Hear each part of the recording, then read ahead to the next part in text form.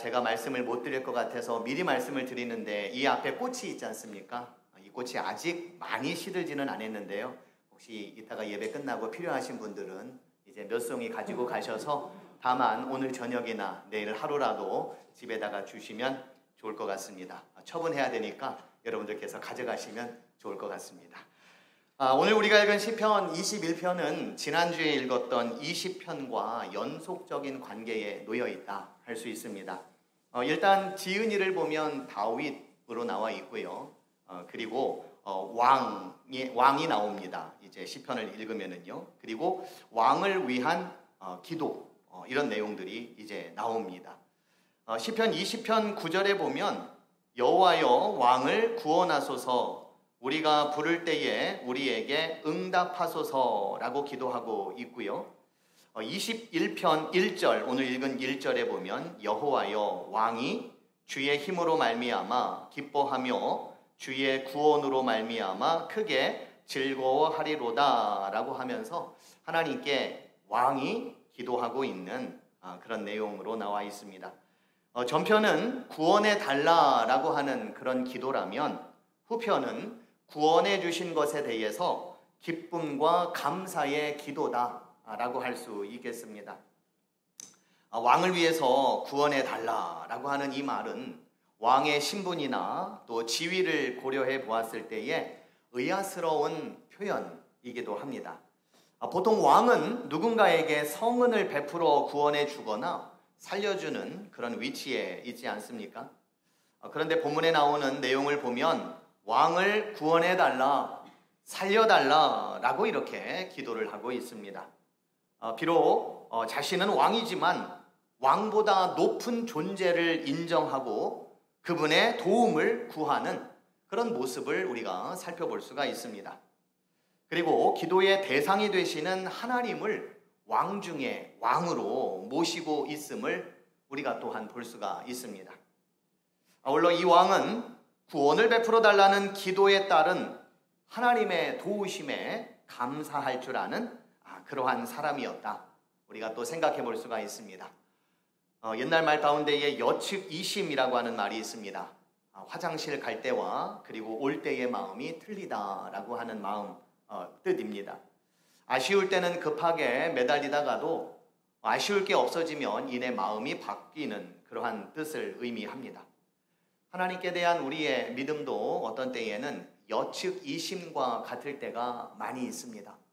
어려운 일이 생기면 하나님을 찾고 매달리지만 문제가 해결되거나 상황이 나아지면 언제 그랬냐는 듯이 하나님과 상관없는 삶이 되기도 합니다. 하지만 오늘 시편의 이 왕 그리고 왕을 위해 기도하는 이 내용을 우리가 살펴보면 하나님을 의지하는 마음이 한결같음을 우리가 볼 수가 있습니다. 어려울 때도 기도하고 있고 또 어려움이 해결되었을 때 감사하는 내용이 나오기 때문입니다. 전쟁에 이겼다고 해서 하나님을 의지했던 마음이 갑자기 사라져 마치 내가 이룬 것처럼 자랑하지 않습니다. 왕에게 있어서 왕 중의 왕이신 하나님은 언제나 동일하게 합당한 대우를 받으실 그런 분으로 표현하고 있습니다. 도널드 맥컬로우라고 하는 분이 계시는데요. 이분이 쓴 책 가운데에 하찮아진 하나님이라고 하는 제목의 책이 있습니다. 그 책에 보면 현대인들이 얼마나 하나님을 우스운 존재로 여기고 있는지 여실히 보여주는 그런 내용들이 나옵니다. 성서에 하나님은 능력이 있으시고 또 위엄한 존재이시며 거룩하고 사랑이 많으신 그러한 분이신데 인간은 이 하나님을 만만하고 가벼운 신으로 대체해 버렸다라는 것입니다. 하나님을 하찮은 존재로 만들어버림으로써 인간이 얻고자 하는 것은 거짓되고 덧없는 편안함이다 라고 저자는 말을 하고 있습니다. 나의 목적을 달성하기 위하여 내 편리대로 이용하는 하나님은 나를 초월하여 계시지 못합니다. 나의 체험과 나의 이해의 틀 안에 하나님께서 갇혀 있게 된다면 그 하나님은 우리를 구원하실 수가 없습니다. 인생을 살면서 나다운 나, 참다운 나를 발견하는 것이 중요한 것처럼 하나님을 끊임없이 우리는 재발견해야 되고 그 하나님을 하나님 되게 해야 합니다. 어떤 사람이 이런 이야기를 했어요. 나는 진짜 하나님을 훨씬 더 작은 버전으로 바꿔치기 한 것은 아닌가. 우리 자신도 이 말의 의미를 되새기며 진짜로 크신 하나님을 작은 하나님으로 바꿔치기 하며 살아가는 것은 아닌지 돌아보아야겠습니다. 오늘 본문 7절에 보면 왕께서 하나님은 지존하신 분이다 라고 이렇게 표현하고 있습니다. 하나님은 지존하신 분이시다. 7절의 말씀을 읽어보면요, 왕이 여호와를 의지하오니 지존하신 이의 인자하심으로 흔들리지 아니하리이다. 여기서 지존이라고 하는 말은 지극히 존귀하다라고 하는 뜻을 가지고 있습니다. 영어로는 most high이죠. 가장 높은 곳, 가장 높은 곳에 계신 분, 그분이 바로 우리의 하나님, 지존하신 하나님이십니다. 인간이 하찮게 여길 존재도 아니고 인간의 목적과 편리함대로 이용되어져도 괜찮은 그런 분은 결코 아니시라는 겁니다. 오직 인간이 할 수 있는 일이 있다면 오늘 본문 13절에서 밝히고 있는 것처럼 여호와여 주의 능력으로 높임을 받으소서, 우리가 주의 권능을 노래하고 찬송하게 하소서라고 하는 이 고백처럼 우리 인간이 다만 높이 계신 하나님께 할 수 있는 것은 그분을 높여드리는 것, 그리고 그분을 노래하는 것, 그리고 그분을 찬송하는 것이라고 오늘 시편의 시인은 말씀하고 있습니다. 그런데 놀라운 것은 지극히 높은 곳에서 존귀함을 받으실 왕 중의 왕이신 하나님께서 이 땅에 왕의 기도를 들어주셨다라고 하는 겁니다.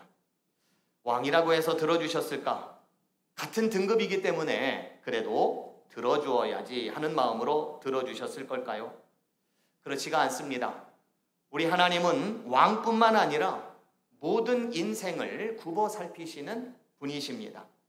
시편 33편 13절부터 15절에 있는 말씀에 보면 여호와께서 하늘에서 굽어보사 모든 인생을 살피시며 곧 그가 거하시는 곳에서 세상의 모든 거민들을 굽어 살피시는도다. 그는 그들 모두의 마음을 지으시며 그들이 하는 일을 굽어 살피시는 이로다 라고 말씀하고 있습니다. 우리 하나님은 모든 인생을 살피시되 저 높은 곳에서 굽어 살펴주시는 하나님이시라고 시편의 시인은 말씀하고 있습니다. 가장 높은 곳에 계시는 그 하나님께서 이 땅을 바라보시며 모든 인생을 위하여 굽어 살피시는 모습을 한번 그림으로 한번 상상을 해 보십시오. 그런 하나님을 하찮게 여기고 있는 인간들도 한번 생각을 해 보십시오. 이러한 높이 계시지만 그러나 우리를 굽어 살피시는 그러한 하나님의 아들이신 우리 예수님은 또 어떤 분이셨습니까? 가장 높은 곳에 계시다가 낮고 낮은 이 땅에 내려오신 분 아니십니까? 굶주린 백성들을 보며 창자가 끊어질 듯한 아픔을 가지셨고 누군가 자신의 옷에 손이라도 대기라도 하면 무슨 어려움이 있어서 그랬나 하여 가던 길을 멈추고 사연을 들어주신 분이셨습니다. 하늘에서 인생을 굽어 살피시는 것도 모자라 우리 예수님은 이 땅에 아예 내려오셔서 불쌍하고 연약한 인생들과 함께 하시다가 그들의 무거운 짐 모두를 짊어지시고 가셨습니다. 수고하고 무거운 짐진 자들아 다 내게로 오라. 내가 너희를 쉬게 하리라. 우리 예수님은 하찮은 우리의 짐까지도 다 들어주시는, 우리를 소중히 여기시는 분이십니다. 그분이 우리의 주님이십니다. 그분이 높이 계신 하나님의, 굽어 살피시는 하나님의 아들이신 예수 그리스도이십니다. 오늘 본문에 나오는 왕은 시편 20편 마지막 절인 9절에서 이렇게 기도를 했습니다. 여호와여 왕을 구원하소서, 우리가 부를 때에 우리에게 응답하소서. 이 기도를 마친 후에 왕은 전쟁터로 나갔습니다. 이 글을 쓴 다윗이 하나님께 여호와여 왕을 구원하소서, 우리가 부를 때에 우리에게 응답하소서라고 기도를 한 이후에 전쟁터로 나갔다는 이야기입니다. 나라를 위해, 백성들을 위해 목숨을 바쳐 싸웠습니다. 질 수도 있는 싸움이고 또 목숨을 잃을 수도 있는 그런 싸움입니다. 그러나 이 왕은 분명한 믿음 하나를 가지고 그 싸움에 임하였습니다. 그것은 하나님은 나의 구원자이시라는 분명한 믿음입니다. 조정래 작가가 쓴 소설 중에 풀꽃도 꽃이다 라고 하는 책이 있는데요. 그 책에 보면 이런 내용의 글이 있습니다. 싸움을 하는 데 있어서는 기운 센 놈이 기술 좋은 놈 못 당하고, 기술 좋은 놈이 젊은 놈 못 당하고, 젊은 놈이 죽기 살기로 덤비는 놈 못 당하는 법이다 라고 하는 내용입니다. 하나님은 나의 구원자이십니다 라는 믿음으로 싸우는 사람은 어떤 사람일까요? 죽기 살기로 싸우는 사람입니다. 왜냐하면 살아도 하나님이 구원이시고 죽어도 하나님이 구원이 되시기 때문에 사나 죽으나 한결같습니다. 그러기에 죽기 살기로 싸우는 사람은 하나님을 의지하며 나아가는 사람인 줄로 믿습니다. 이런 사람을 누가 당하겠습니까? 이런 사람을 세상이 어찌 당할 수가 있겠습니까?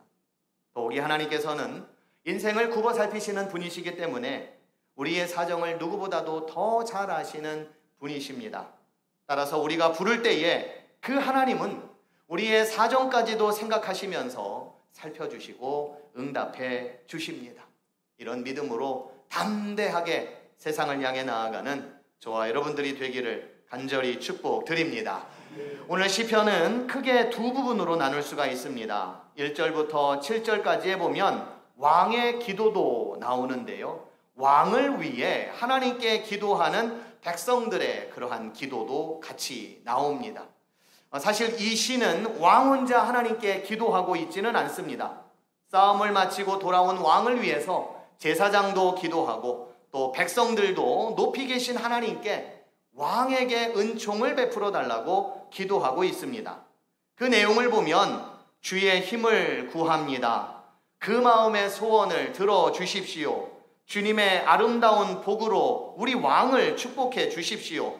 주님의 생명으로 장수로 지극한 복을 받을 수 있도록 우리 왕을 살펴주십시오 라고 이렇게 기도를 하는 내용입니다.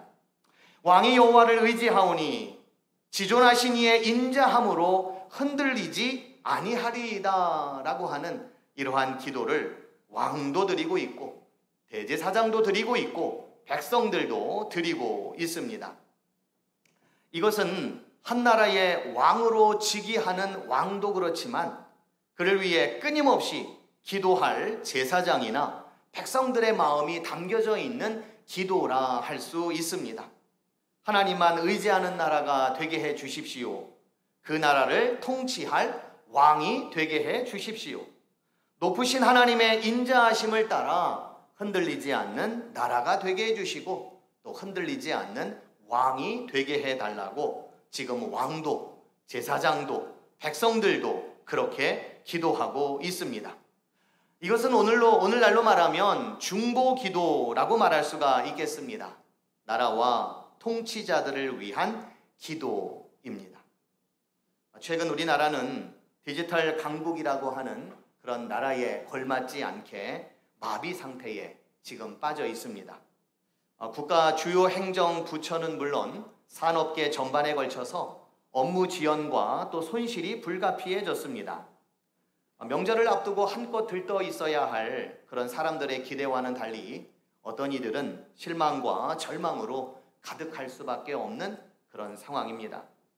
소 잃고 외양간 고친다고 감사원은 지난 2023년 11월에 발생했었던 지금과 유사한 사건이 그때도 발생을 했었는데요.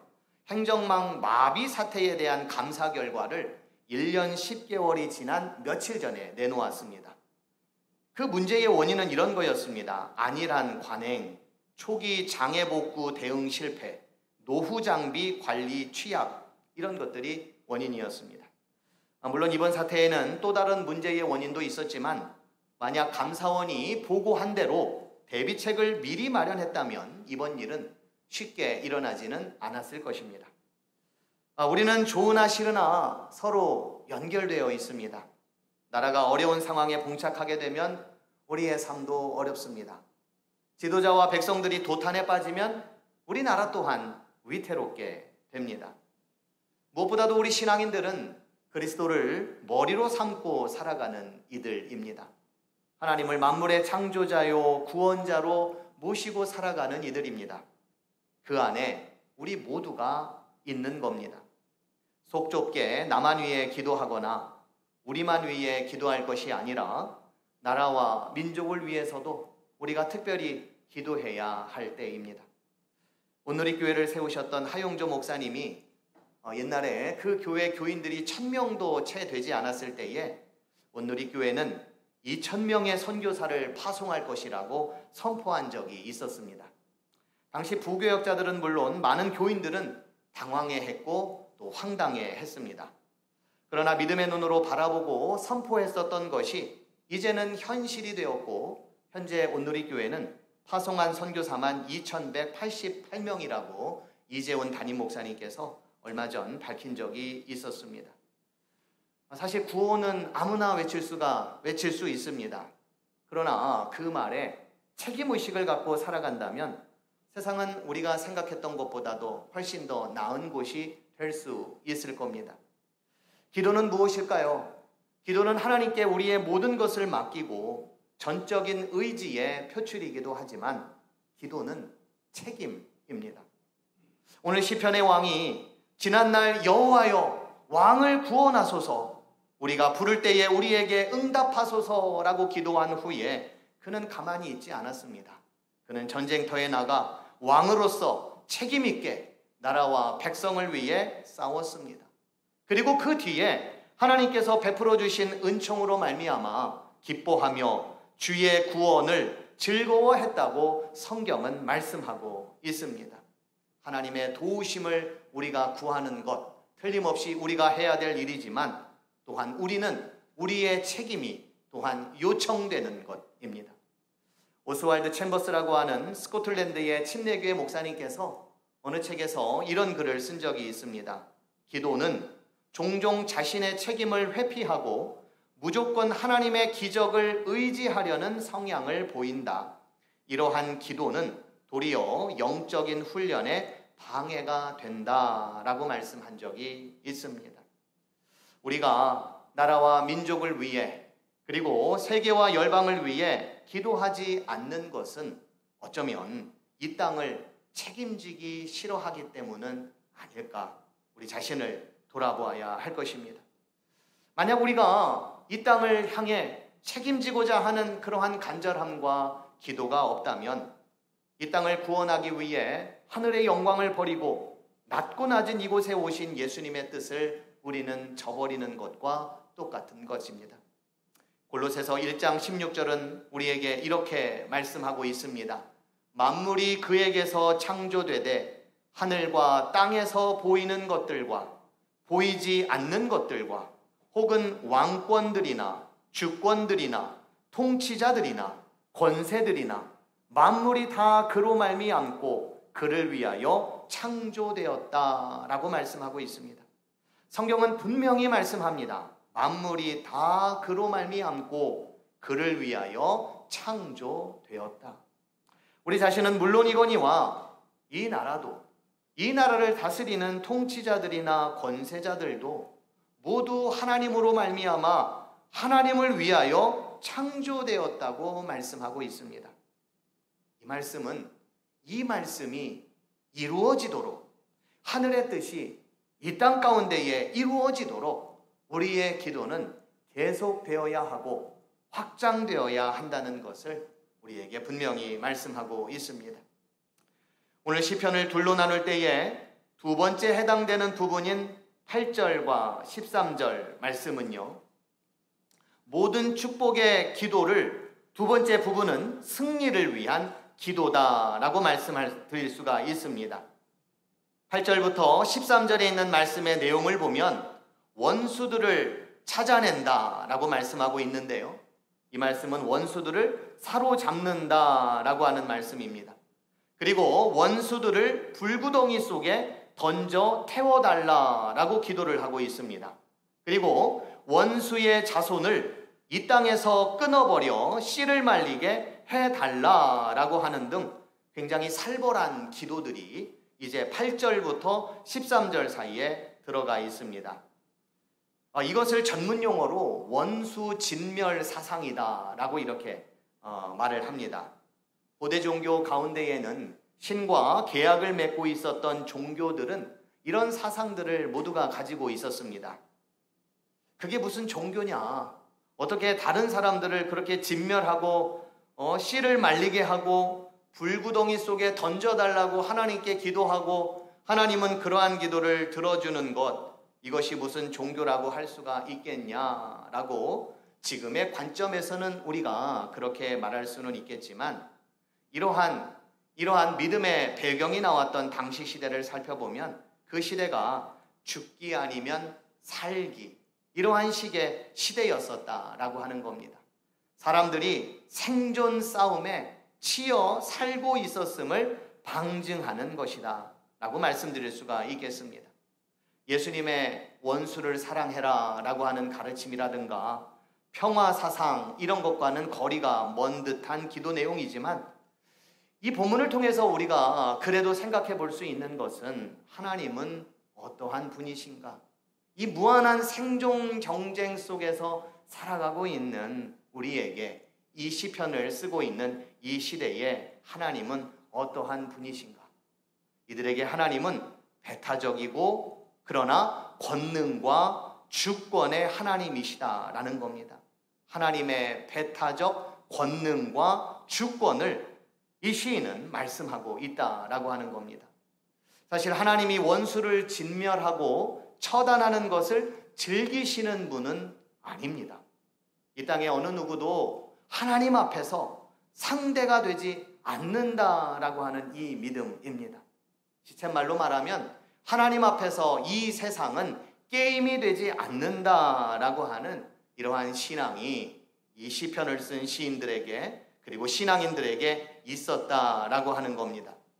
본문 12절이 이와 같은 사실을 잘 표현하고 있다고 할 수 있는데요. 12절의 말씀을 읽어드립니다. 왕이 그들로 돌아서게 하며 그들의 얼굴을 향하여 활 시위를 당기리로다 라고 말씀을 하고 있습니다. 이 말을 좀 더 쉬운 버전의 성경을 읽어보면 이렇게 표현하고 있습니다. 그들은 등을 보이고 달아날 것이거든요. 그들의 얼굴을 겨냥한 임금님의 활 시위를 보고서요 라고 말씀하고 있습니다. 하나님께서 활 시위를 당기기만 하면 세상의 모든 것들이 다 달아날 것이다 라고 하는 이러한 묘사입니다. 하나님의 배타적인 권능과 주권을 의미합니다. 하나님의 권능은 이만큼 크시다라는 겁니다. 하나님께서는 모든 만물들을 주관하고 계십니다라고 하는 그 믿음의 표현인 것입니다. 성경도 그렇지만 고대의 모든 경전들 가운데에 동일하게 반복해서 나오는 그런 문장이 있습니다. 그것은 두려워하지 말라라고 하는 이런 문장입니다. 성경에 보면 두려워하지 말라라고 하는 말이 얼마나 많이 나옵니까? 그런데 성경뿐만 아니라 다른 고대의 여러 경전 속에서도 두려워하지 말라라고 하는 이 말씀이 가장 많이 나온다라는 겁니다. 오늘 시편의 왕은 하나님의 구원을 빌었습니다. 왕으로서 구원에 대한 의지는 우리가 생각하는 것보다도 몇 배나 더 간절했을 것이고 또 절박했을 것입니다. 그 나라를 위해, 그 나라의 백성들을 위해 왕이 제발 우리를 구원해 주십시오라고 하는 그 간절함과 그 절박함은 무한히도 굉장히 컸을 것입니다. 그러나 왕은 자신의 그 의지만을 바라보지 않았습니다. 하나님을 의지했습니다. 왕이 여호와를 의지하오니, 왕이 여호와를 의지하오니, 하나님께서 그의 구원이 되시기 때문에 이 왕이 다스리는 백성들은 여호와 하나님을 의지한다고 말씀하였습니다. 여호와여, 왕이 주의 힘으로 말미암아 기뻐하며 주의 구원으로 말미암아 크게 즐거워하리로다. 여호와여 주의 능력으로 높임을 받으소서. 우리가 주의 권능을 노래하고 찬송하게 하소서. 오늘 이 시인의 고백, 오늘 이 왕의 고백, 이 백성들의 고백이 저와 여러분들의 고백이 되기를 간절히 축원드립니다. 우리의 기도가 감사가 되고 또 우리의 간구가 찬양이 되는 그러한 은혜가 여러분들의 삶 속에서도 가득 넘치시기를 간절히 축원드립니다.